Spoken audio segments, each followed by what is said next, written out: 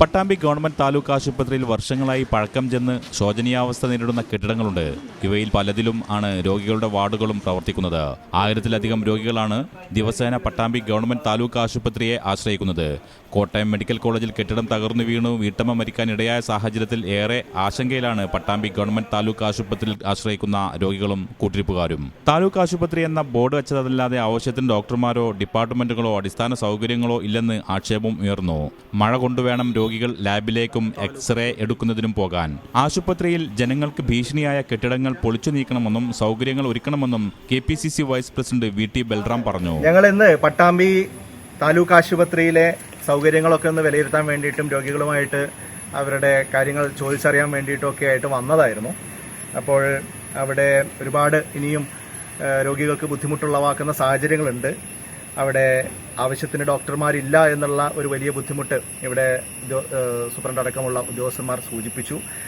കാരണം ഓർത്തോ വിഭാഗത്തിന് ഡോക്ടർമാരില്ല, ENT വിഭാഗത്തിൽ ഡോക്ടർമാരില്ല.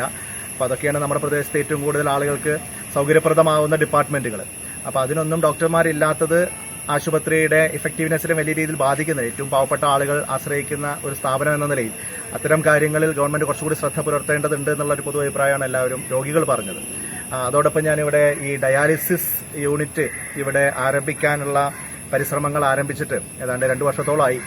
കഴിഞ്ഞ ജനുവരിയിൽ, എനിക്ക് തോന്നുന്നു 2024 ജനുവരിയിൽ തൊട്ട് ഇത് പ്രവർത്തനം ആരംഭിക്കും എന്നാണ് മന്ത്രി അടക്കമുള്ള ആളുകൾ പ്രഖ്യാപിച്ചിരുന്നത്. ജില്ലയിലെ തന്നെ മികച്ച കുട്ടികളുടെ ICU ആശുപത്രിയിൽ സജ്ജമാണെങ്കിലും ആവശ്യത്തിന് ഡോക്ടർമാരും ജീവനക്കാരും ഇല്ലാത്തതിനാൽ വർഷങ്ങളായി അടഞ്ഞുകിടക്കുകയാണ്. ഡയാലിസിസ് സെന്ററിന് മികച്ച കെട്ടിടവും മെഷീനുകളും ഒരുക്കിയെങ്കിലും 2 വർഷം കഴിഞ്ഞിട്ടും കേന്ദ്രം തുറക്കാനും കഴിഞ്ഞിട്ടില്ല.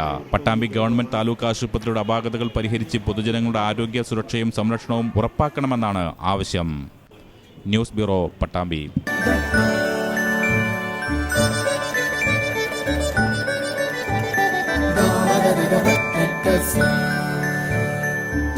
Qatar golden diamonds, Calicut road, Valanchery main road, Tanalur.